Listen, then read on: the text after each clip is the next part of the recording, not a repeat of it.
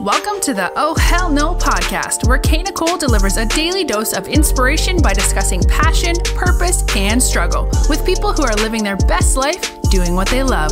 Here's Nicole.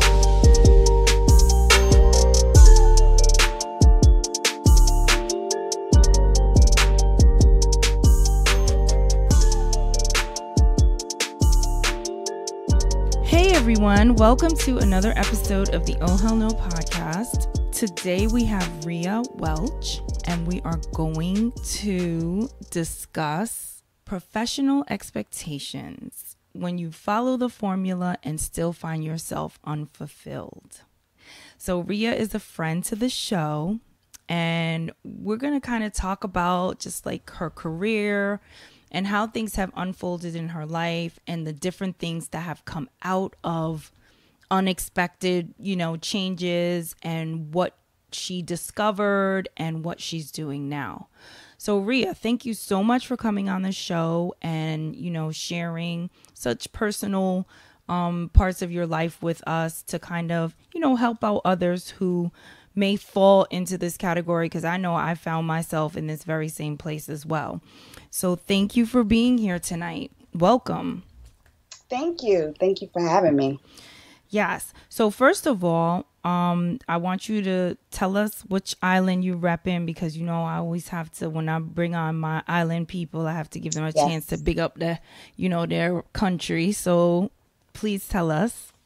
Trinidad and Tobago. Okay, girl. Did you go to Carnival this year? No, I did not. But hopefully for 2020, I'll be there. Really? So years since I've been there. 3 years, yeah. Okay, so let me ask you. So are you over participating in Carnival, or you still want to get out there and put those feathers on? No, I'm not over it. I love it. I love the road. I love the road experience, the pace, just everything of it, the freedom of it. I'm kind of shocked, because I feel like, I got into Carnival a couple of years ago. I had my first experience with you and your sister, and it was great. And then after that, I kind of just took off and was like, oh my God, I want to do this. I want to do this. And now I find myself wanting to go to Carnival, but just kind of being selective and, doing a couple of parties here and there, and maybe just go and be more of a spectator and not really do the whole costume and all of that stuff, because I just find it to be so taxing. So I'm surprised that you still want to play mass, but you are Trinidadian. So I love the experience. I mean, I've done years where I just went and did parties and other cultural events that are going on around Carnival time. Mm-hmm. But then I really miss it on the day of. Yeah. So if I can do it, I love to just play mass and dress up. What I would like to do more of now is different types of costumes. I'm kind of over the skimpy feathers. Right. So I would like to do more things that are actual depictions, but I love the road experience. Nice. Very interesting. All right. So let's get to it. So where did you go to school, and what was your major? And I mean college. So I went to Howard University for undergrad and Baruch for my MBA. Okay.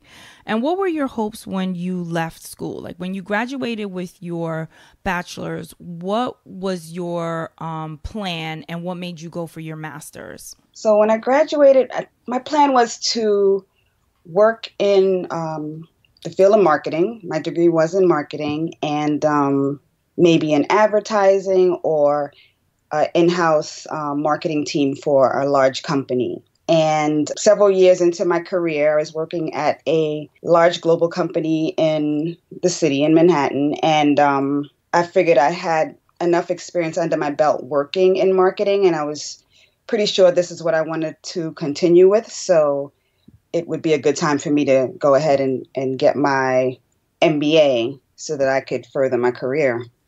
Wow.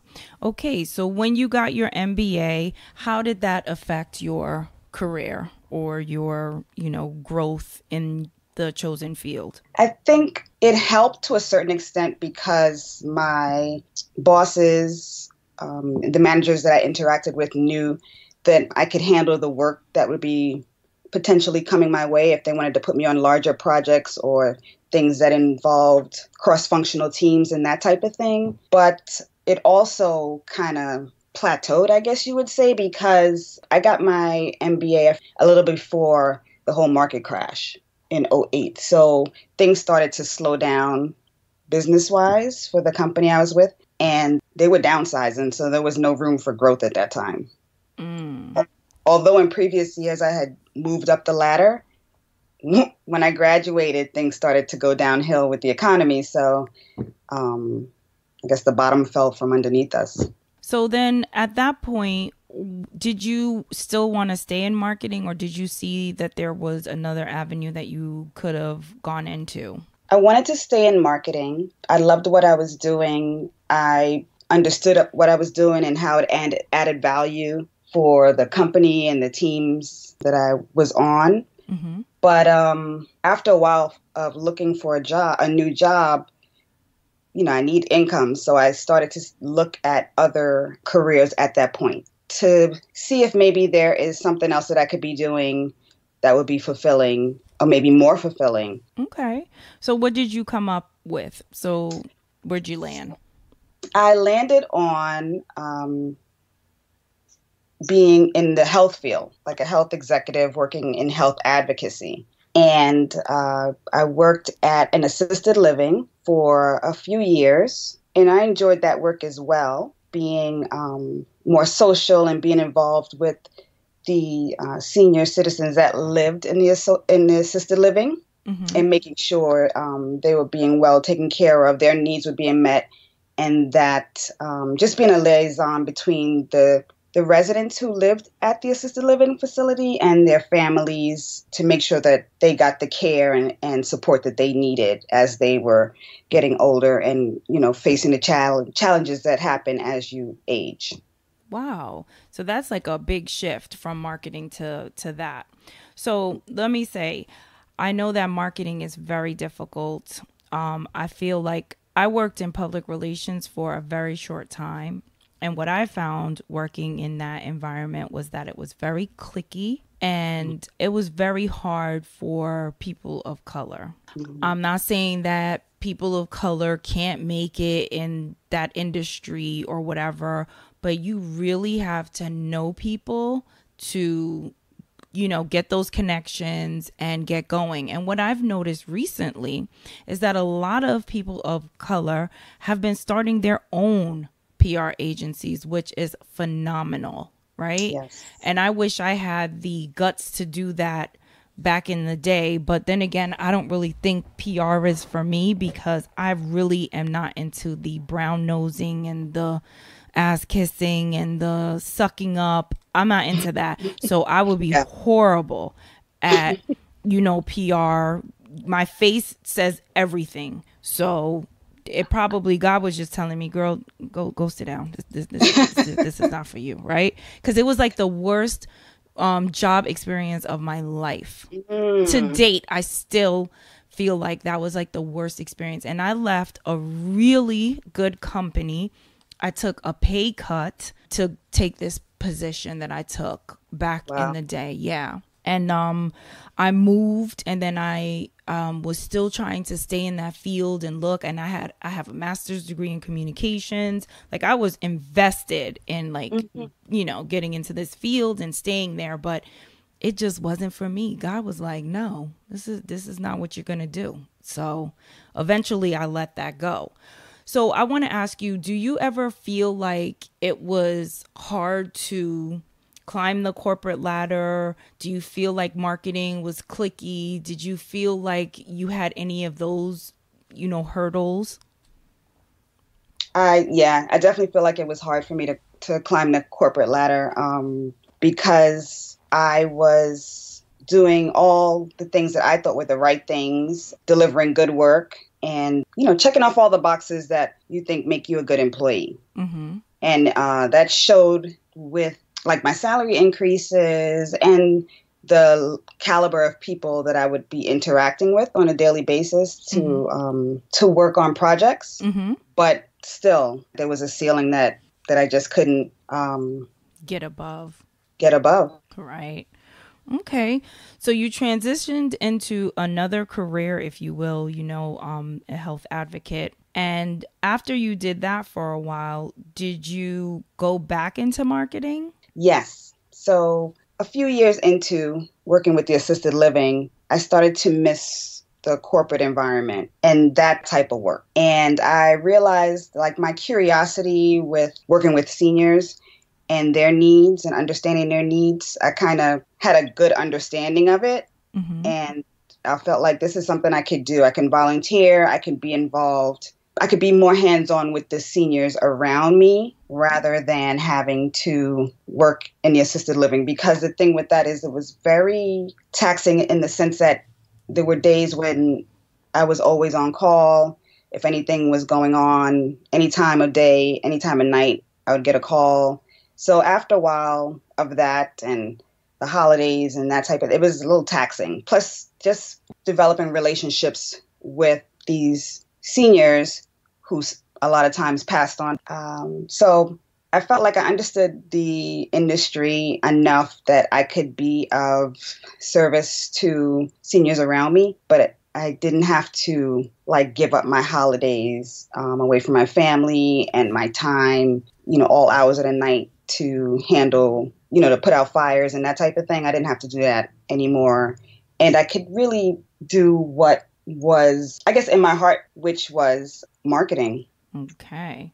So let me say this. I feel like we follow a certain formula, right? When we go to college, we get a degree, we take our first job, we feel like this is how we're going to build our career. So you followed the formula. You went to Howard. That's an amazing school. You got your MBA. That's like, oh my God, you have an MBA. That's the great degree. You got into a good company. You're working. Things take a shift. You got to take a job outside of your chosen field. And then you realize you're missing, what it is that you went to school for, what was really in your heart, your desire, your passion. It's being marketing. So I want to ask you, what do you feel worked in your favor with regards to following the formula and, like going to school, getting the marketing degree, then going back and getting your MBA? Like, what do you think from that whole thing worked? That's an interesting question. I think what worked from that for me was knowing I could do it. I did it. I stuck with my degrees and earned them. And despite other things that were going on, in my life, I was able to graduate and everything that entails. And just from different experiences, like while I was in my MBA, for example, I interacted with a lot of executives in my program who were classmates, and just seeing how I stood up against them or compared to them as far as knowledge and smarts and what I was able to go there and do. So I know that I could do it. It reinforced that I'm smart, but it's not really that I'm smart, that I could stick with something, learn from it, and complete it well. Do you think that anything, like when you got your MBA, do you feel like that made a difference in your career? Like, I know that you said that you feel like, you were working hard, you were doing things, and then you hit the glass ceiling. But do you feel like getting that MBA made a difference in your life? Do you feel that going to that program, you made connections that, helped you in some way? Like, do you have any of those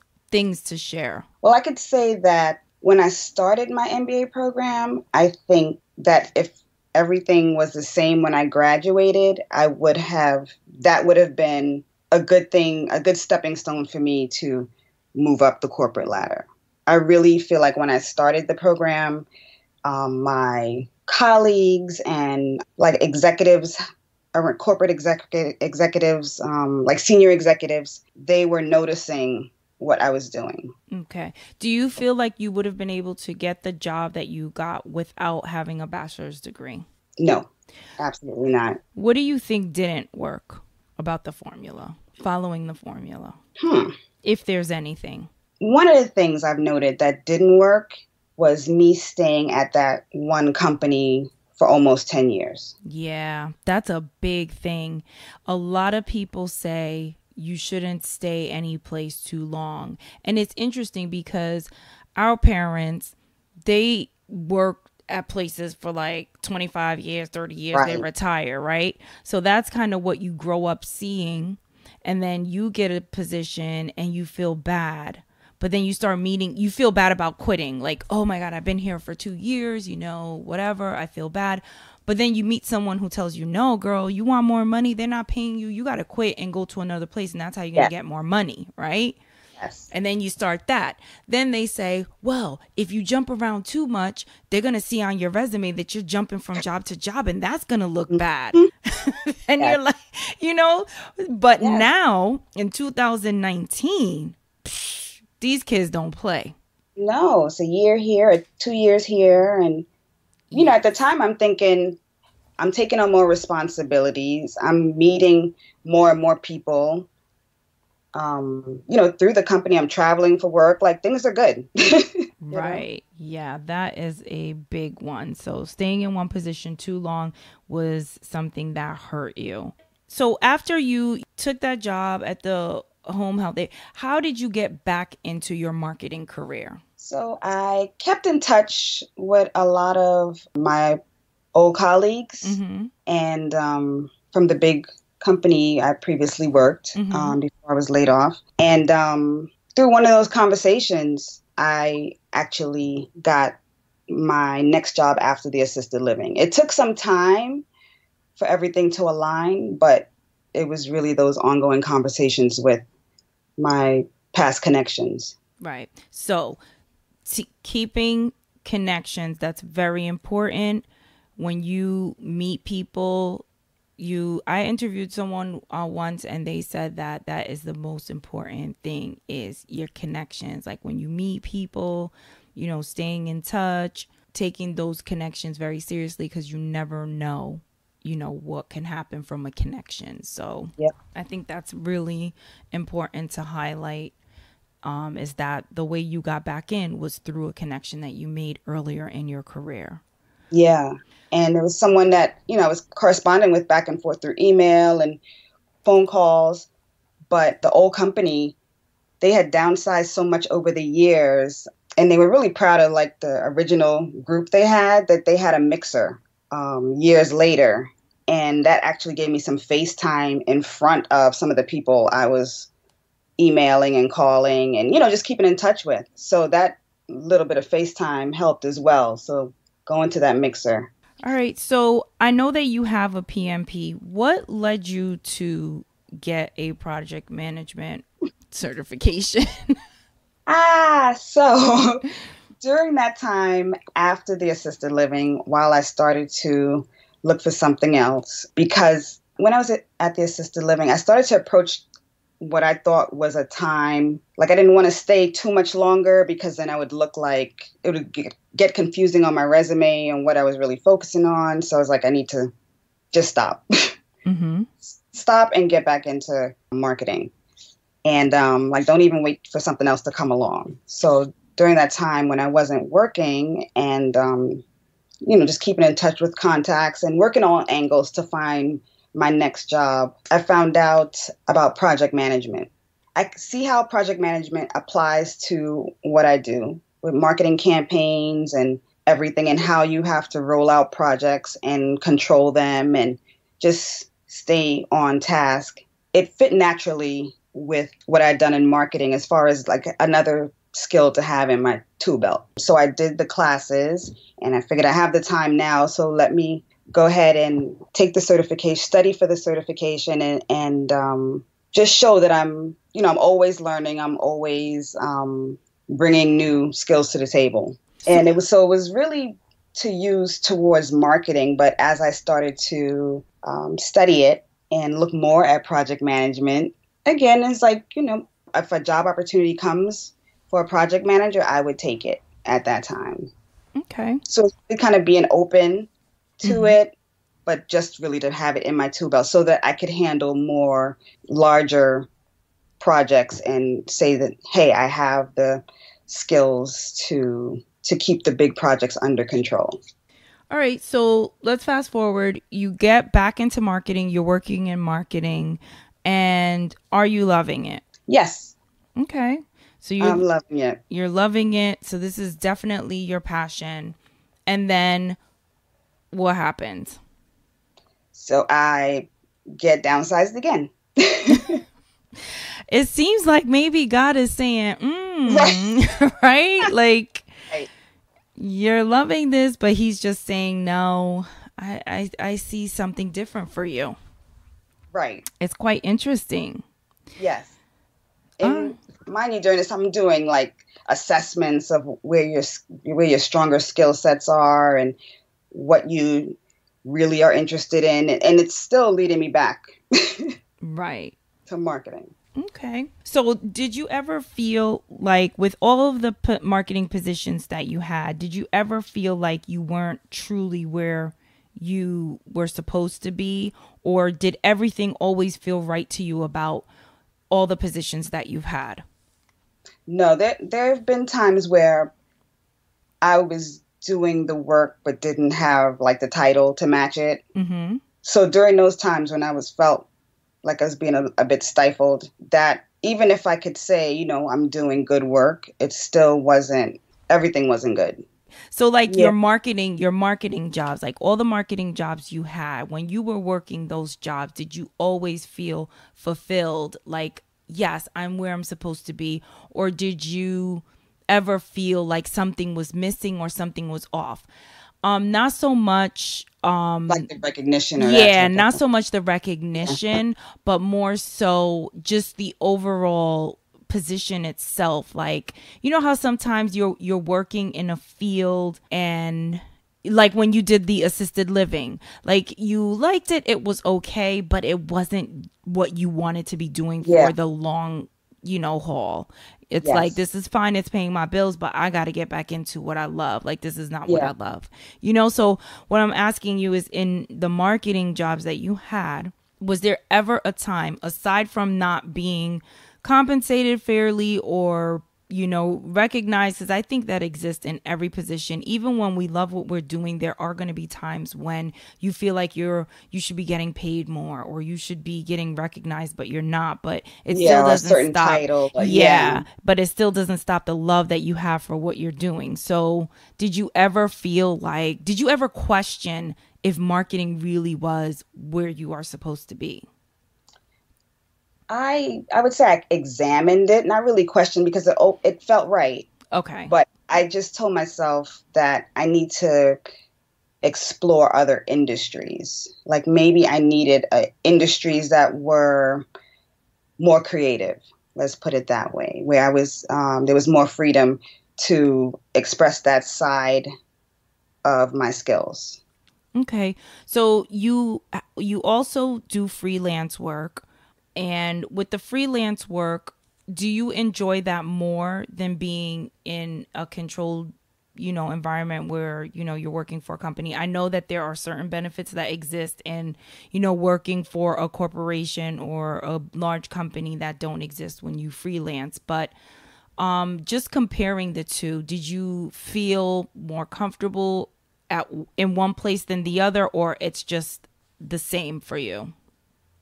I was more reluctant to begin freelancing in the beginning because I felt like, from the outside looking in, I felt like I would need to do all this groundwork to truly understand like the marketing issues that I'd be working with a freelance client on, and then it would be over.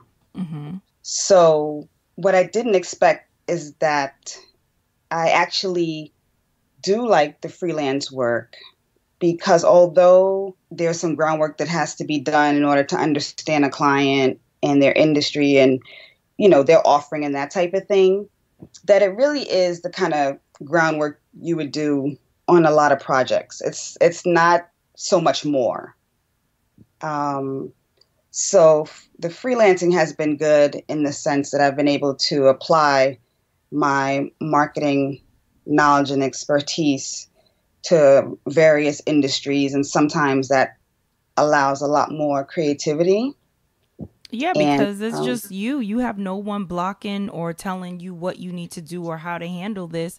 So on one side of things, it's scary because it's like uncharted waters. It's like, oh my God, I have, no one to kind of go back to and be like, should I do this or should I do that? It's kind of all on you. But then on the other hand, it's like, it's all on me. So I can be as creative. I can suggest things. I can really play with this and see where the client wants to go. So right. yeah, it's, Yeah. but I think a lot of times fear is what keeps us in our own way of Oh, doing. absolutely. Yeah. Yeah.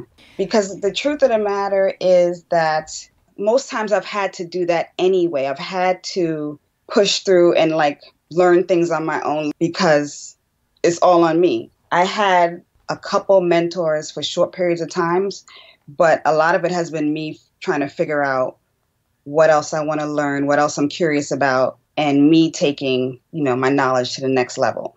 Where are you now professionally, and do you see yourself going back to corporate America? I could see myself going back to corporate America, but I'm not open to any old company because of what, my experiences have been over the years in marketing in corporations and just learning along the way what works for me and what doesn't. And so I could do a corporation, a company, but I would be more choosy about which companies I would work for. Yeah, that's something that I learned is that when you are looking for a position, you should be interviewing the potential employer as well. Yes. So it's not just you, looking for a place to, go. You are also, you want to make sure that you have the right type of people, to work with. You want to make sure your boss is somebody that you can really, is like a true leader. So you Yep. definitely should have questions prepared and focus around things that are important to you when you think about, where you want to work and who you want to work for. Because people, we are at work 8 and sometimes more hours a day, Monday through Friday. So it is very important to make sure that you are in a work culture that, fits with who you are and where you're trying to go. Yeah. So I'm glad that you said that. So I recently discovered that you had a hidden talent. Tell us how you discovered this talent and what it is. So I like to keep busy, and I stopped spending the hours upon hours of searching job boards and just wasting time on the computer. So I got really specific about, things I would do every week to connect with people in person and through email and, catch up and that type of thing to search for my job, as well as check some like job boards and that type of thing, because you never know. But also allow myself to make the best of this time right now in my life that I have with this extra free time. So I started to read more and that type of thing. But I also started to make myself get out the house and do things that I enjoy doing. And I enjoy taking trips to the Caribbean. But since I can't do that right now, I have a list of things that I can do locally that I could do just to pour into myself. So my hidden talent that I discovered is that I am an artist, a painter. Okay. And you discovered this since the last downsizing and you were laid off and you had some time to kind of just kick back and figure out what your next steps are. You decided to spend some time with you doing, Yes. Unwinding and kind of just getting intimate with yourself and your thoughts, and Yeah. out come this hidden talent that no one really knew you had, because I don't think anyone knew that you were Myself. right. Yeah. Thank you. So this isn't your first venture into entrepreneurship, right? Because your new talent has now morphed into a side hustle. Yes. But what I will ask you is, what have you learned in the past that you are applying to this experience? So I know you freelance, and you have also expressed to me that you have had other, business ventures that, you Yes. tried, but whatever, you moved on from. So Yes. what did you learn from those experiences that you're taking and applying to your newfound passion of painting? And just tell us the name of your business. The name of my business is Art by Rhea. Mm-hmm. And what I learned from those previous experiences is how the two sides of the business have to come together in order for it to work, to be successful. So, yeah, you can have a product and it can be a great product and you can do great things with it, but there's also all these other things that you have to do with it, to promote it. And so it really exposed me to all of the areas that an entrepreneur can push their products and how you use those new areas. And although that's something I do with my freelance clients, it is new to me because it's on a smaller scale, it's more personal scale, and just understanding how to make that work. So this is kind of like starting, from the baseline of looking at where I want my product to be and how I want to interact with potential clients and all of that. So it prepared me for what I have to do with Art by Rhea, in the sense that when I started to paint, it really was just something for me to have me time. I close my door. I don't put on music. I don't have on anything, any distractions. And it's just me, the canvas, and the paint. And so the business side of Art by Rhea is a different hat for me to wear, even within that. So I bought the fling piece, and what I loved about it was the use of the colors of the Jamaican flag, because my peoples is from Jamaica, and I do Yes. rep my heritage very hard, right? I'm aware. Yes. So how did you come up with the name, and where does the inspiration come from for each piece? So with that piece in particular, I knew I wanted to work with the colors of the Jamaican flag. I had been working with the colors in the Trinidad flag to work on a specific piece for someone, and just trying different techniques and seeing what works and what doesn't work for the colors. And while doing another piece, I was doing a piece for my nephew, and it was only the second piece that I did for someone else.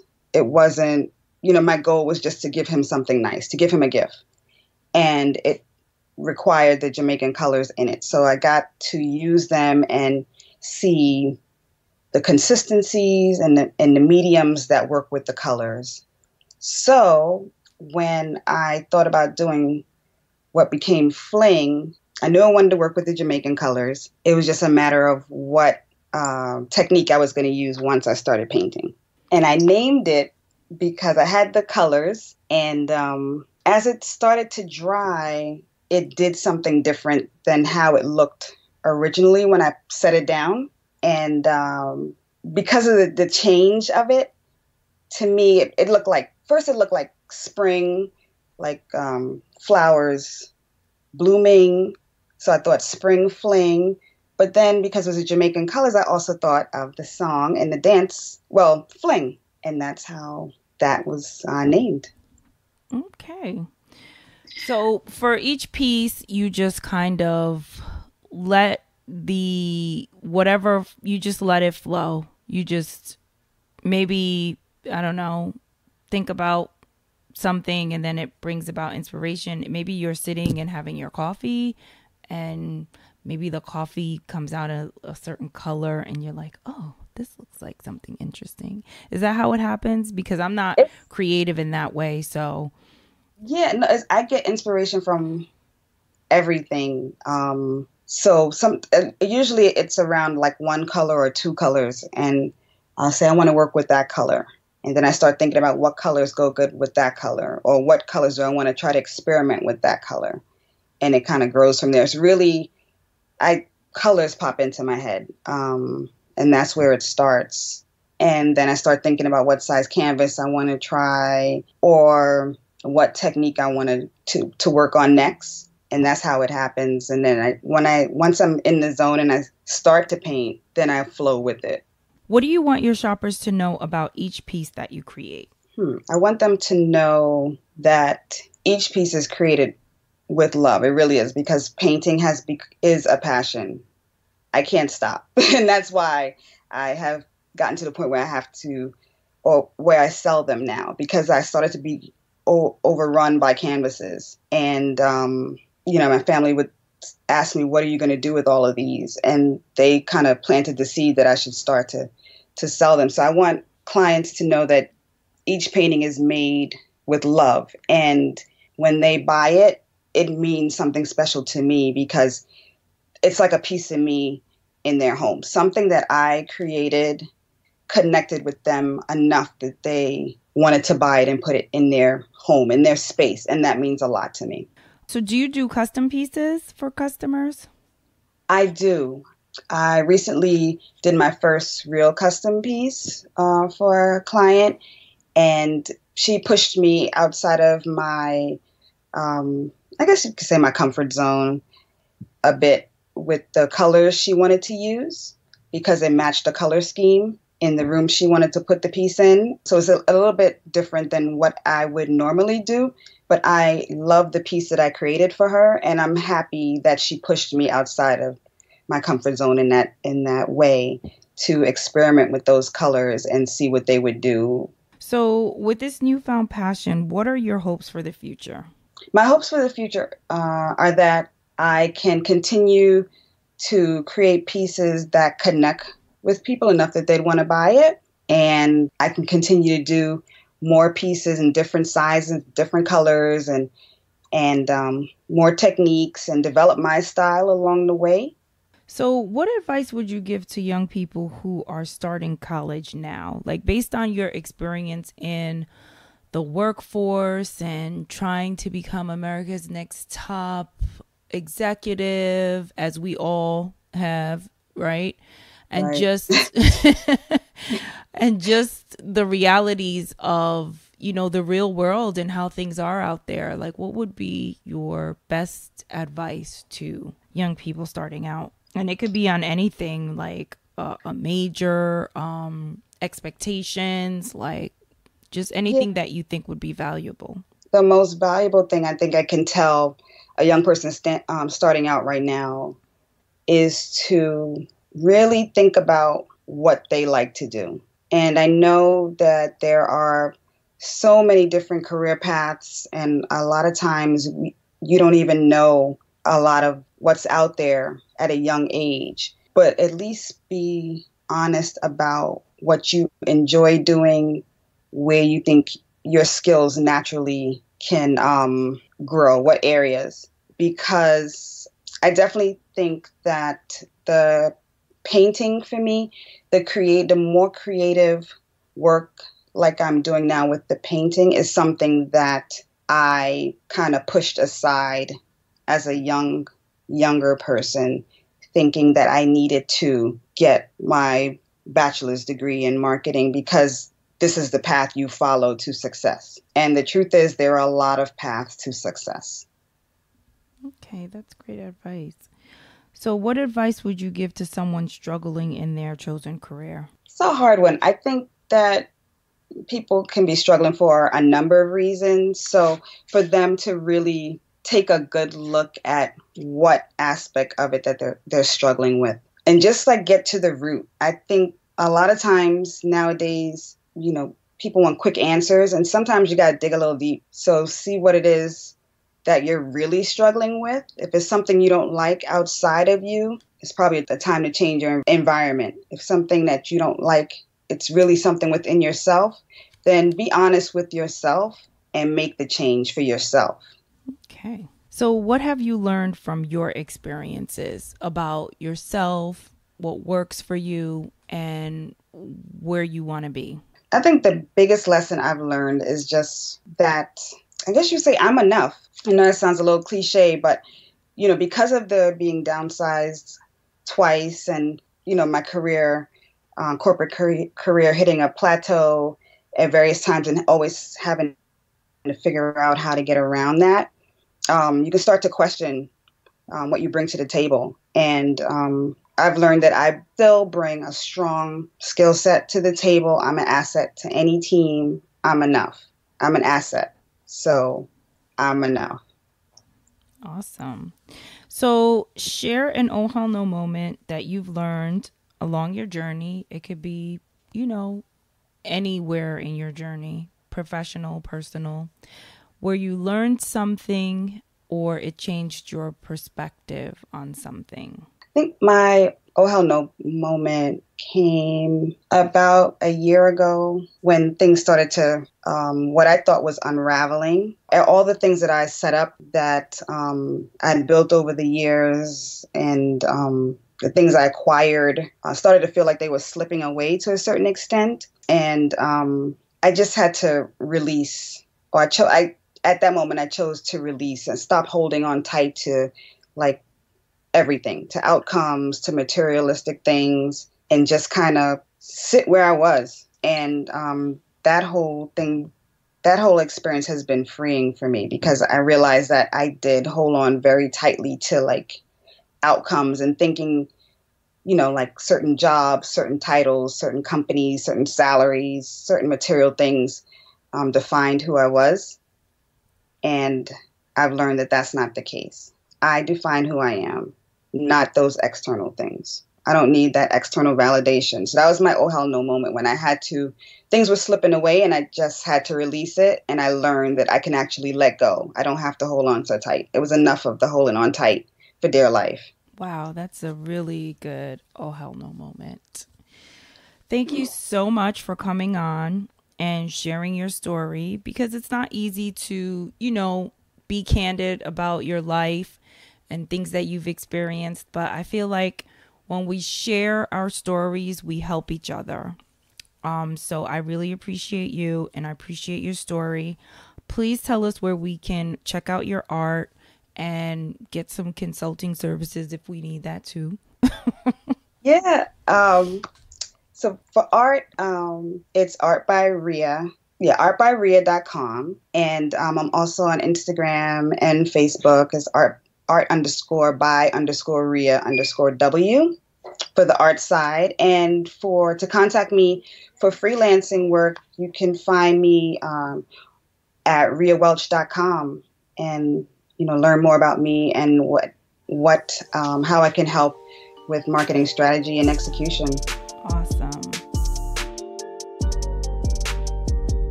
Thank you for listening. Be sure to subscribe and rate the show.